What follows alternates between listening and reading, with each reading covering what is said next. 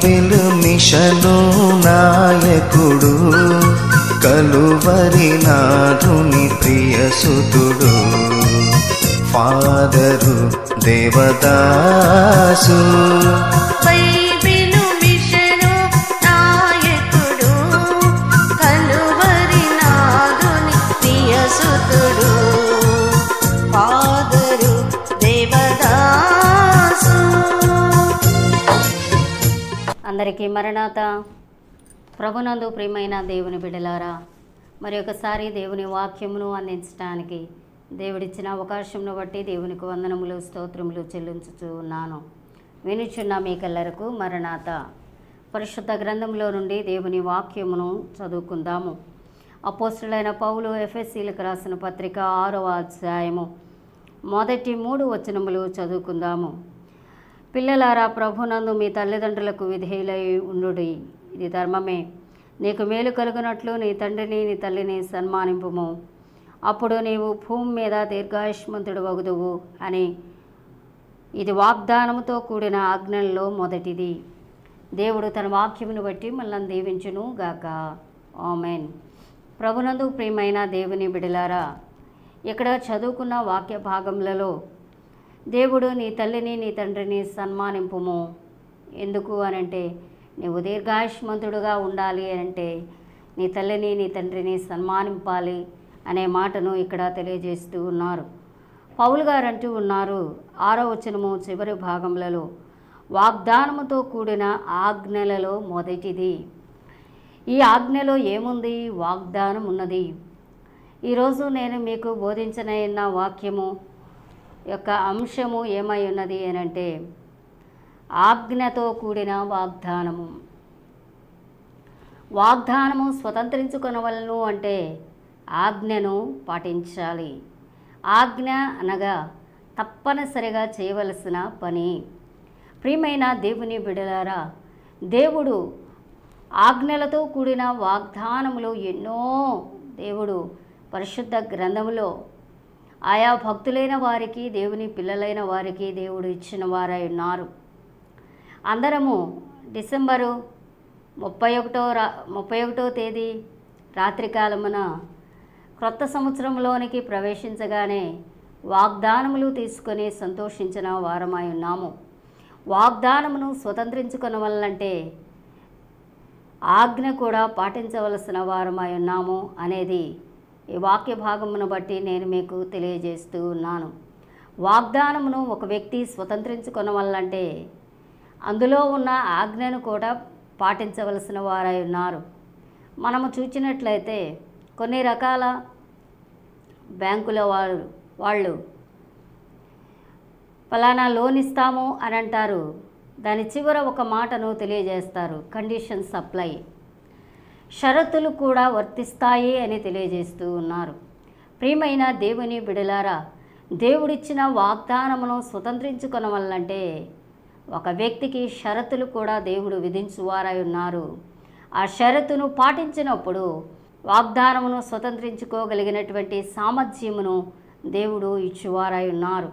మనము వాగ్దానము అనగానే మొట్టమొదటిగా మనకు జ్ఞాపకము వచ్చువారు అబ్రహాము గారై ఉన్నారు.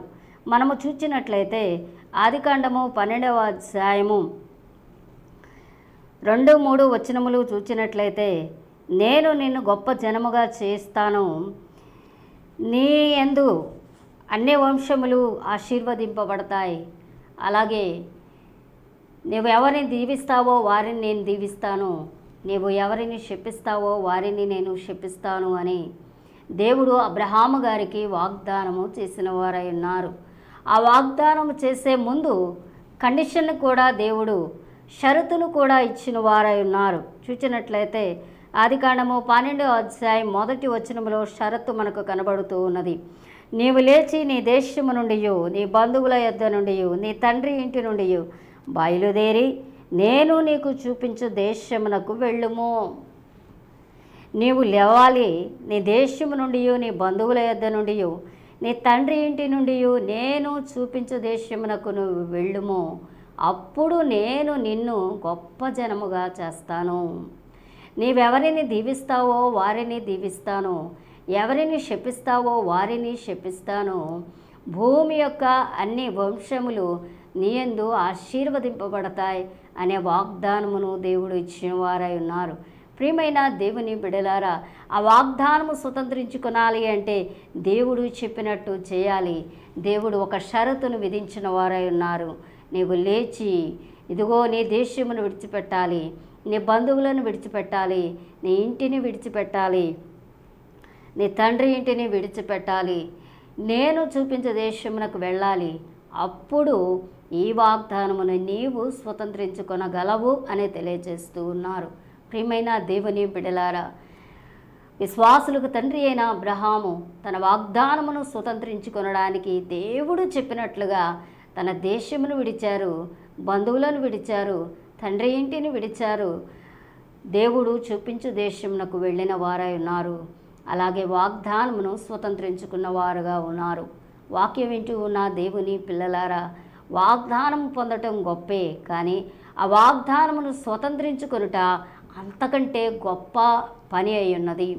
ప్రియమైన దేవుని బిడలారా, దేవుడు చెప్పినట్లు చేశారు. అబ్రహాము గారు వాగ్దానమును స్వతంత్రించుకున్నారు. అలాగే తన వారసత్వముగా వచ్చిన తన జనాంగములన్నిటికీ కూడా ఆ వాగ్దానమును తరము వెంబడి తరము ఇచ్చిన వారుగా ఉన్నారు.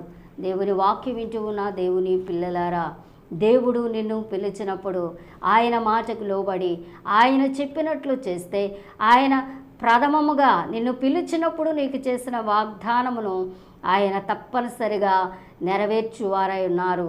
ఆ వాగ్దానమును స్వతంత్రించుకునే శక్తిని బలమును మీకు ఇచ్చువారై ఉన్నారు. కనుక దేవుడు చెప్పినట్లు చేయుట చాలా ముఖ్యమైన విషయమై ఉన్నది అని మీరు తెలుసుకొనాలని ఈ దినమందు నేను మీకు తెలియజేయచ్చు ఉన్నాను.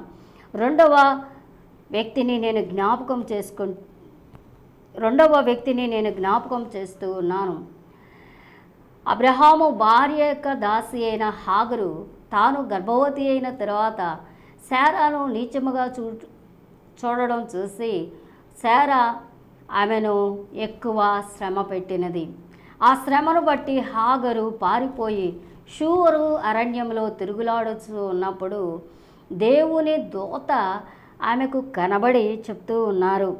ఆదికాండము 16వ అధ్యాయము 10వ వచనములో చూచినట్లయితే, నీ సంతానమును విస్తరింపజేసేదను, అది లెక్కకు వీలు లేనంతగా విస్తరించును అని హాగరుకు యెహోవా దూత వాగ్దానము చేస్తూ ఉన్నారు.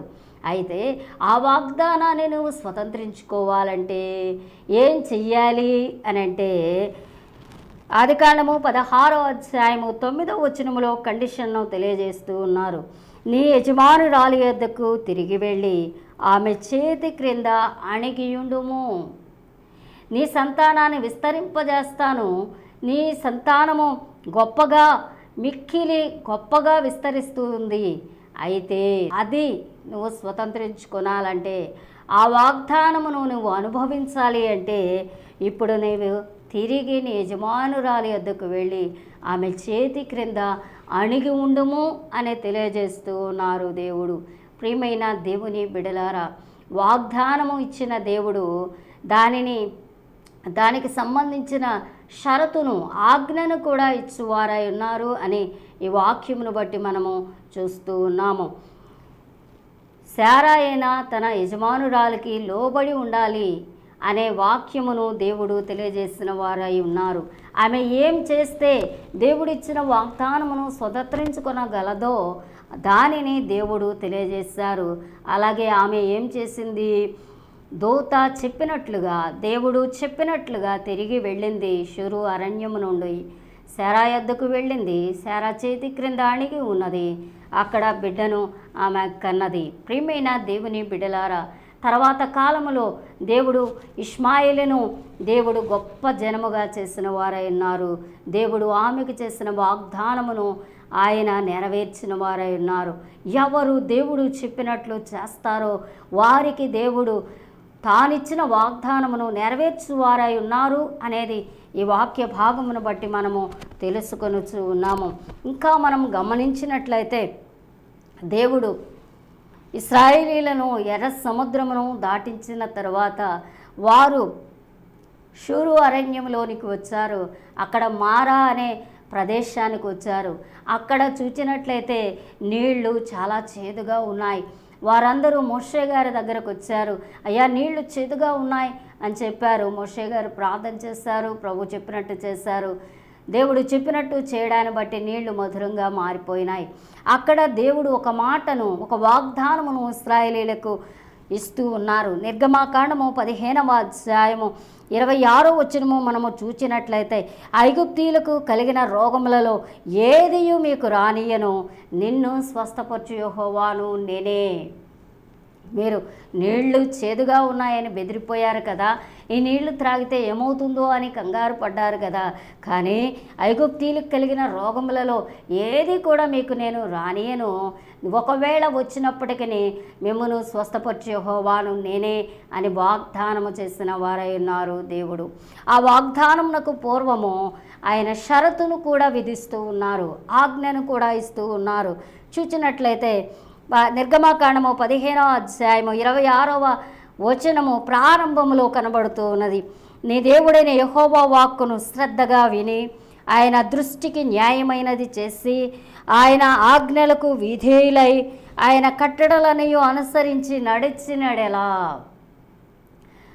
ఐగుప్తీయులకు కలిగిన రోగములలో ఏది కూడా నీకు రాకుండా ఉండాలి అనంటే నీ దేవుడైన యెహోవా మాటను శ్రద్ధగా వినాలి, ఆయన దృష్టికి న్యాయమైనది చేయాలి, ఆయన ఆజ్ఞలకు విధేయులై ఉండాలి, ఆయన కట్టడలను అనుసరించి నడుచుకోవాలి. 4 కండిషన్స్, 4 షరతులు దేవుడు ఇశ్రాయేలీయులకు ఇచ్చిన వారై ఉన్నారు. ఈ 4టిని మీరు పాటించిన ఎడల, ఈ 4టిని మీరు చేసిన ఎడల ఐగుప్తీయులకు కలిగిన రోగములలో ఏదియూ మీకు రానియను, నిన్ను స్వస్థపరచు యెహోవాను నేనే అని వాగ్దానము చేస్తూ ఉన్నారు. ప్రియమైన దేవుని బిడలారా, ఈ దినములలో క్రైస్తవ సంఘము ఏమి చేస్తూ ఉంది? అయ్యా, నిన్ను స్వస్థపరచు యెహోవాను నేనే అని అన్నావు గనుక నా రోగమును తీసివేయండి, నా వ్యాధిని తీసేయండి అని ఆ వాగ్దానము, ఆ ఒక్క ముక్కను పట్టుకొని ప్రార్థన చేస్తూ ఉన్నారు.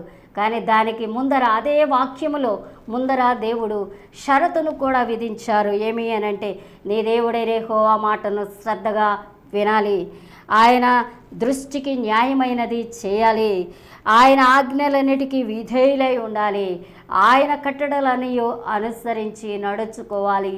ఈ 4 పనులు చేస్తే ఐగుప్తీయులకు కలిగిన రోగములలో ఏదియు రానియను అని సెలవిచ్చిన దేవుడై ఉన్నాడు గనుక ఈ 4 పాటించాలి అనేది మరచిపోతూ ఉన్నారు ఈనాడు క్రైస్తవ సంఘము. వాక్యము, దేవుడు, వీరిద్దరూ కూడా నిన్న నిరంతరము ఏకరీతిగా ఉన్నారు, ఒకే రీతిగా ఉన్నారు. మార్పు లేదు, వారిలో మార్పు లేదు, వాక్యములో మార్పు లేదు. రోగమునకు కారణము ఆజ్ఞాతిక్రమము, షరతు ప్రకారము బ్రతకకపోవటము రోగమునకు కారణము.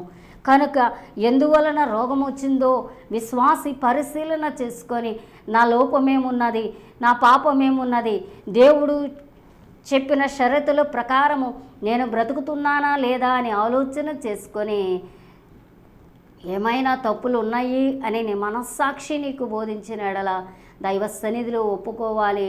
అప్పుడు దేవుడు క్షమించి ఏం చేస్తారు అంటే బాగు చేయువారై ఉన్నారు. కాబట్టి దేవుని వాక్యం వింటూ నా దేవుని పిల్లలారా, దేవుని యొక్క వాగ్దానమును స్వతంత్రించుకోనాలంటే ఆయన చెప్పినట్లు కూడా చేయాలి అనేది ఈ వాక్య భాగము మనకు బోధిస్తూ ఉన్నది. ఇంకా మనం గమనించినట్లయితే ద్వితీయోపదేశకాండము 28వ అధ్యాయము 2వ వచనం నుండి 4వ వచనం 14వ వచనం వరకు ఉన్న వాక్య భాగమును మనము చూసినట్లయితే అక్కడ దీవెనలను ఒక పెద్ద లిస్టు దేవుడు ఏర్పాటు చేశారు, ఇశ్రాయేలీలకు తెలియజేశారు మోషే గారి ద్వారా.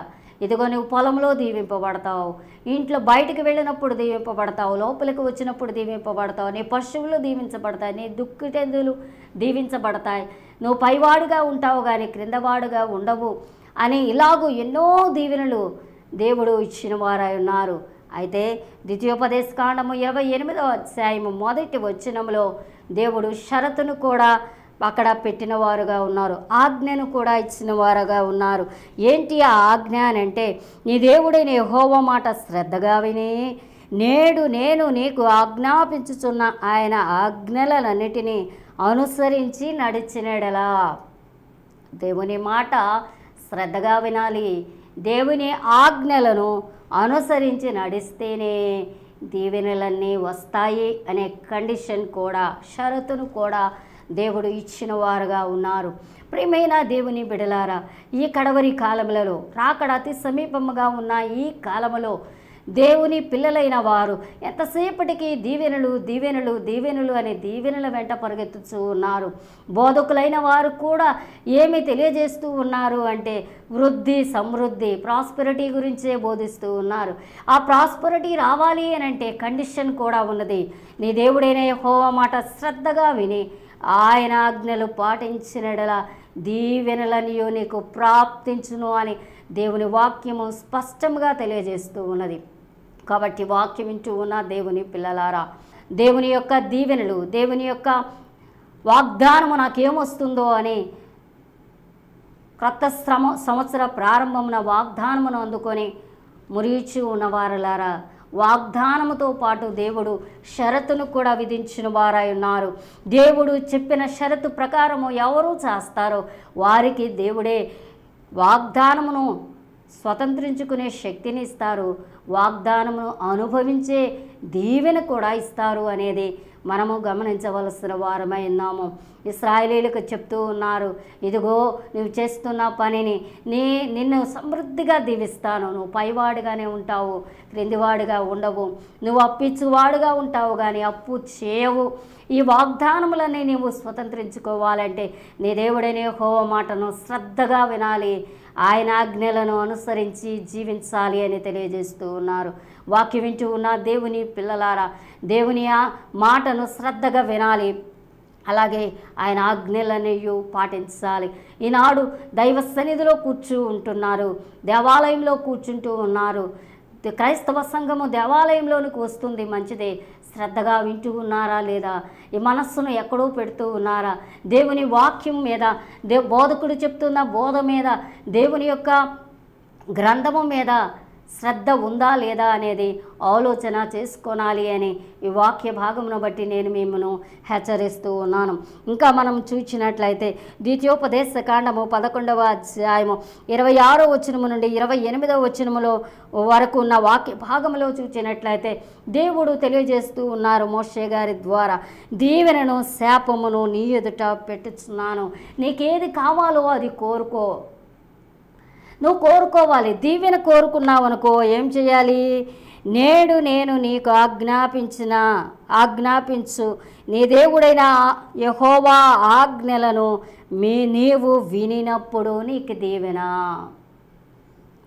అలాగే దేవుని మార్గమును విడిచి ఇతర దేవతలను అనుసరించిన యెడల శాపము. దేవుని ఆజ్ఞలను అనుసరించి జీవిస్తావా, దీవెన నీకు వస్తూ ఉంది.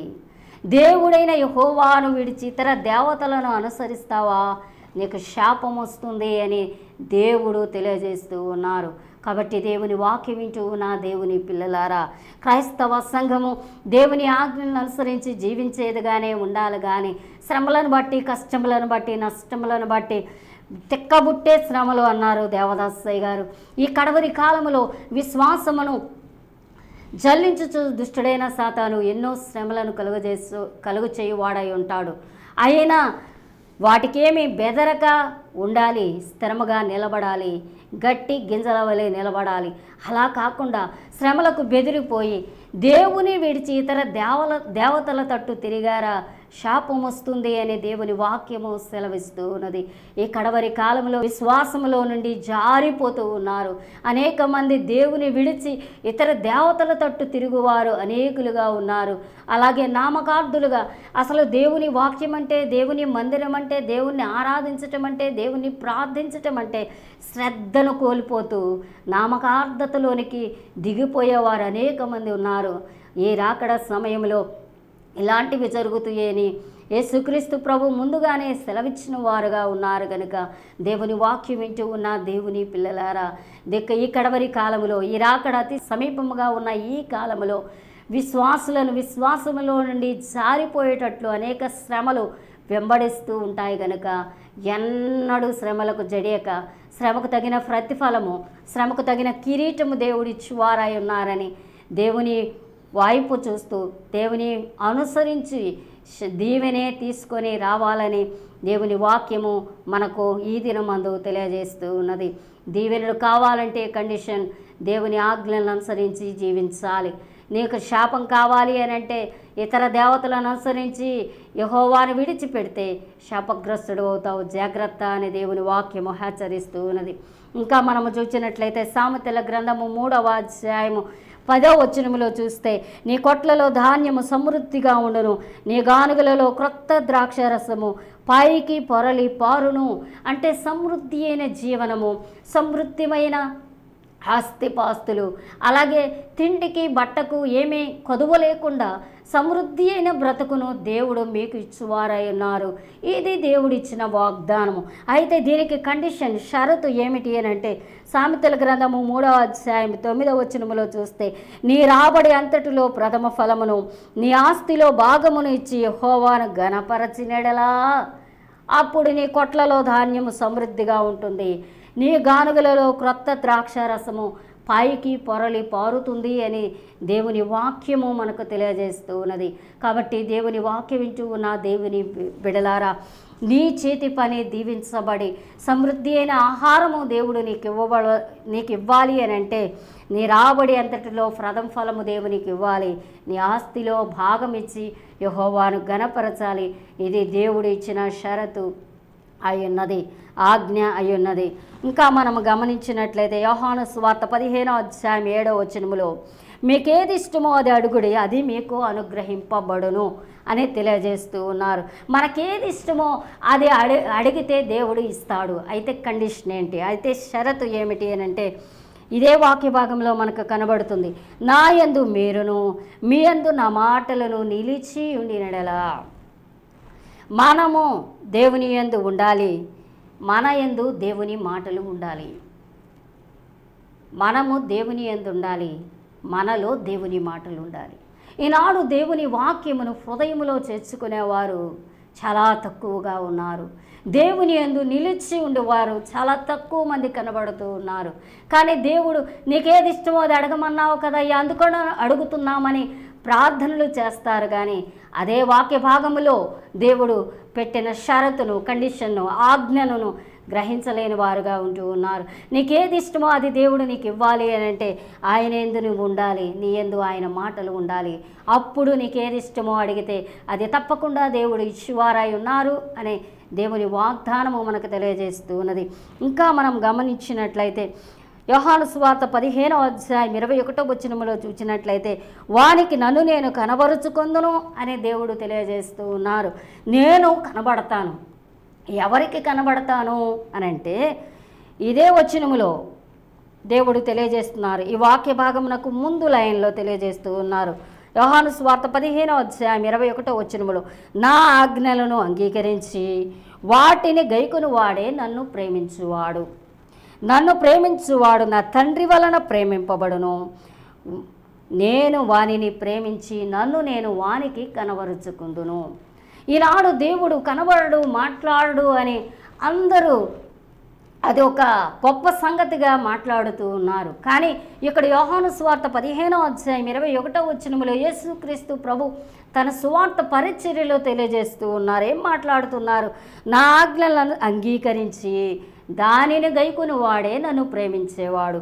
ఎవడు నన్ను ప్రేమిస్తాడో, నా ఆజ్ఞలు గైకొంటాడో వాడిని నా తండ్రి ప్రేమిస్తాడు. నా తండ్రి ఎవరిని ప్రేమిస్తాడో వాళ్లకు నన్ను నేను కనబరుచుకుంటాను అని తెలియజేస్తూ ఉన్నారు. ఎవరు దేవుని ఆజ్ఞల ప్రకారము నడుస్తారో, ఆయన చెప్పింది చేస్తారో వారు దేవుణ్ణి ప్రేమించిన వారు అవుతారు. అంటే యేసుక్రీస్తు ప్రభువుని ప్రేమించిన వారు అవుతారు. వారిని తండ్రి ప్రేమిస్తారు. అప్పుడు యేసుక్రీస్తు ప్రభువే ఆ ఆజ్ఞలు పాటించిన వ్యక్తికి తన్ను తాను కనబరుచుకుని వారై ఉన్నారు అని తెలియజేస్తూ ఉన్నారు. దేవుడు నీకు కనబడి మాట్లాడాలి అని అంటే ఆయన ఆజ్ఞలు గైకొనాలి, ఆయన చెప్పింది చేయాలి. ఈ రెండు చేస్తేనే నీవు ఆయనను ప్రేమించినట్లు, ఆయనను నువ్వు ప్రేమిస్తేనే ఆయన నీకు తను తాను కనబరుచుకుంటారు అని దేవుని వాక్యము తెలియజేస్తూ ఉన్నది. దేవుడు నీకు కనబడి మాట్లాడాలి అంటే ఆయన ఆజ్ఞలు గైకొనాలి, ఆయన ఆజ్ఞలను పాటించాలి. ఇలాగూ చేస్తేనే దేవుడు నీకు కనబడతారు, మాట్లాడతారు. ఇంకా మనం చూస్తే మలాకి గ్రంథము 3వ అధ్యాయం 10వ వచనములో చూస్తే, ఆకాశ వాకింట్లను విప్పి పట్టజాలనంత విస్తారమైన దీవెనలను కుమ్మరించదను. దేవుడు ఆకాశ వాకింట్లను విప్పి పట్టజాల విస్తారమైన దీవెనలు నీ మీద కుమ్మరించాలంటే నీవు పాటించవలసిన ఆజ్ఞ షరతు ఏమిటి అని అంటే, 10వ భాగమును మీరు నా మందిరపు నిధిలోనికి తీసుకొని రండి. 10వ భాగమును ఎవరు ఇస్తారో వారికి దేవుడు ఆకాశ వాకింట్లను విప్పి పట్టజాలనంత విస్తారమైన దీవెనలను క్రొమ్మరిస్తానని తెలియజేస్తూ ఉన్నారు. గనుక ప్రియమైన దేవుని బిడ్డలారా, ఆకాశ వాకింట్లను విప్పి సమృద్ధి అయిన దీవెనలు దేవుడు నీ మీద క్రొమ్మరించాలి అని అంటే 10వ భాగమును దేవుని మందిరపు నిధిలోనికి తీసుకొని రావాలి అనే షరతును, ఆజ్ఞను దేవుడు ఏర్పాటు చేసిన వారై ఉన్నారు. ఎవరు ఆ విధంగా దేవుని మందిరములోనికి 10వ భాగమును తీసుకొని వస్తారో వారు సమృద్ధి అయినటువంటి దీవెనలు ఆకాశము నుండి, పరలోకము నుండి అందుకుని వారై ఉన్నారు. ఇంకా మనం గమనించినట్లయితే యాకోబు పత్రిక 4వ అధ్యాయము 7వ వచనం మనము చూచినట్లయితే, అపవాదిని ఎదిరించుడి, అప్పుడు వాడు మీ యొద్ద నుండి పారిపోవును అనే మాట కనబడుతున్నది. ఈ వాక్య భాగమును పట్టుకొని అందరూ బాగా ప్రార్థన చేస్తారు, దయ్యములను వెళ్ళగొట్టడానికి ప్రయత్నం చేస్తారు. అయితే దీనికి కూడా షరతు ఉన్నది, కండిషన్ ఉన్నది. ఏమిటి అనంటే దేవునికి లోబడి ఉండుడి. ఇదే వాక్య భాగంలో, ఈ వాక్య భాగమునకు ముందర ఇది కనబడుతూ ఉన్నది. దేవునికి లోబడి ఉండడి, అపవాదిని ఎదిరించుడి, అప్పుడు వాడు మీ యొద్ద నుండి పారిపోవును. నీవెప్పుడైతే దేవునికి లోబడతావో అప్పుడు అపవాదిని ఎదిరించాలి, అప్పుడు వాడు నీ యొద్ద నుండి పారిపోతాడు. కనుక దెయ్యములను వెళ్ళగొట్టవాలంటే, దెయ్యములు మనల్ని చూసి పారిపోవాలంటే మనము దేవునికి లోబడి ఉండాలి. ఇది దేవుడు విధించిన ఆజ్ఞ, షరతు అయినది. కనుక ప్రియమైన దేవుని బిడ్డలారా, జాగ్రత్త. దేవునికి లోబడి ఉంటే మాత్రమే నువ్వు అపవాదిని ఎదిరించడానికి హక్కు కలిగిన దానిగా ఉంటావు. అలాగే ఇంకా మనం చూస్తే ప్రకటన గ్రంథము 2వ అధ్యాయం 10వ వచనములో, నేను నీకు జీవ కిరీటం ఇచ్చేదను. దేవుడు జీవ కిరీటముని ఇవ్వాలి అంటే కండిషన్, షరతు ఏమిటి అని అంటే ఇదే వచనములో కనబడుతుంది. 10 దినములు శ్రమ కలుగును, మరణం వరకు నమ్మకంగా ఉండము, నేను నీకు జీవ కిరీటం ఇచ్చేదను. మరణం వరకు ఎవరు నమ్మకముగా దేవుణ్ణి వెంబడిస్తారో, దేవుని పట్ల నడుచుకుంటారో వారికి దేవుడు జీవ కిరీటం ఇచ్చువారై ఉన్నారు. అలాగే ఎఫెసీ పత్రిక 2వ అధ్యాయము 2-3 వచనములు చూచినట్లయితే, నీవు దీర్ఘాయుష్మంతుడు వగునట్లు, నీవు దీర్ఘాయుష్మంతుడుగా ఉండాలి అంటే కండిషన్ ఏమిటి అంటే నీ తల్లిని నీ తండ్రిని సన్మానింపుము. తల్లిదండ్రులను ఎవరు సన్మానిస్తారో, ఎవరు జాగ్రత్తగా చూసుకుంటారో, ఎవరు వారిని గౌరవిస్తారో, ఎవరు వారి యొక్క చెప్పుచాతల్లో వారిని గౌరవ మర్యాదలతో చూస్తారో వారు దీర్ఘాయుష్మంతులవుతారు, వారు ఎక్కువ కాలము బ్రతుకుతారు. ఇది ఆజ్ఞలతో కూడిన వాగ్దానము అని పౌలు గారు తెలియజేస్తూ ఉన్నారు. కాబట్టి వాక్యం ఇచ్చు ఉన్న దేవుని పిల్లలారా, దేవుడు ఒక వాగ్దానం ఇచ్చాడంటే దానికి ఆజ్ఞను కూడా ఇస్తూ ఉన్నారు. అది నువ్వు చేస్తేనే ఈ వాగ్దానం నువ్వు స్వతంత్రించుకుంటావు అని తెలియజేస్తూ ఉన్నారు. ఇంకా అలాగే ప్రకటన గ్రంథంలో దేవుడు ఎన్నో వాగ్దానములు చేసిన వారుగా ఉన్నారు. ఆ వాగ్దానాలన్నిటికీ కూడా కండిషన్స్ కూడా ఉన్నాయి. కనుక దేవుని వాక్యం వింటూ ఉన్న దేవుని పిల్లలారా, జీవవృక్ష ఫలాలను తినాలి అంటే, జీవ కిరీటిని తల మీద పెట్టుకోవాలంటే, రెండవ మరణము వలన ఎటువంటి హాని లేకుండా నువ్వు ఉండాలి అని అంటే దేవుడు చెప్పినట్టు చేయాలి. దేవుడు అక్కడ కండిషన్స్ కూడా తెలియజేస్తూ ఉన్నారు, షరతులు కూడా, ఆజ్ఞలు కూడా ఇస్తున్నారు. ఆ ప్రకారం చేసినప్పుడే నీ వాగ్దానమును స్వతంత్రించుకుంటావు. దేవుని వాక్యం వింటూ ఉన్న దేవుని పిల్లలారా, దేవుని వాగ్దానమును స్వతంత్రించుకోవాలంటే దేవుడు ఏర్పాటు చేసిన, దేవుడు పెట్టిన షరతులకు కూడా, ఆజ్ఞలకు కూడా లోబడి ఉండాలి. దేవుని ఆజ్ఞలకు లోబడి వాగ్దానములు స్వతంత్రించుకునే భాగ్యము, ధన్యత ఈ నూతన సంవత్సరము వాక్యం వినుచున్న మీకెల్లరికూ ప్రభు అనుగ్రహించి దీవించును గాక. ఆమేన్. ప్రార్థన చేసుకుందాం. వాక్యమైన మా తండ్రి మీకు స్తోత్రములు, నమస్కారములు. ఈ దినమున దేవాని భక్తులైన వారు, ఇశ్రాయేలీలైన వారు ఎన్నో వాగ్దానములను నీ యొద్ద నుండి పొందుకున్నారు. వాటితో పాటు షరతులను కూడా, ఆజ్ఞలను కూడా పొందారు. ఈ ఆజ్ఞల ప్రకారం మీరు చేసినట్లయితే ఇదిగో వాగ్దానమును స్వతంత్రించుకుంటారని తెలియజేసిన వారుగా ఉన్నారు. వాక్యం వింటూ ఉన్న నీ బిడ్డలైన వారు వాక్యంను అర్థం చేసుకొని ప్రభువా ఆజ్ఞలను అనుసరించి జీవించి నీవు చెప్పినట్టు చేస్తూ వాగ్దానమును స్వతంత్రించుకుని భాగ్యము, ధన్యత వాక్యం వింటున్న వీరికెల్లరకు అనుగ్రహించి దీవించుమని వాగ్దానం ఇచ్చిన యేసు నామమున ప్రార్థన చేయుచున్నాము తండ్రి. ఆమేన్. మన ప్రభు అయిన యేసుక్రీస్తు కృపా, తండ్రి అయిన దేవుని ప్రేమ, పరిశుద్ధాత్మ యొక్క అన్యోన్య సహవాసం సదా మీకు తోడయండి. వాగ్దానమును స్వతంత్రించుకున్నట్లుగా ఆజ్ఞలను పాటించి జీవించే భాగ్యము, ధన్యత ప్రభువు మీకెల్లరికి అనుగ్రహించి దీవించును గాక. ఆమేన్. అందరికీ మరణాత. ఎన్నో మిషనులు ఉన్నవి భూమిలో, ఎన్నో మిషనులు ఉన్నవి భూమిలో, సన్నిధి నేర్పిన సద్గురువెవరు, సన్నిధి నేర్పిన సద్గురువెవరు, సన్నిధి పరుడగు ఈ గురువే, సన్నిధి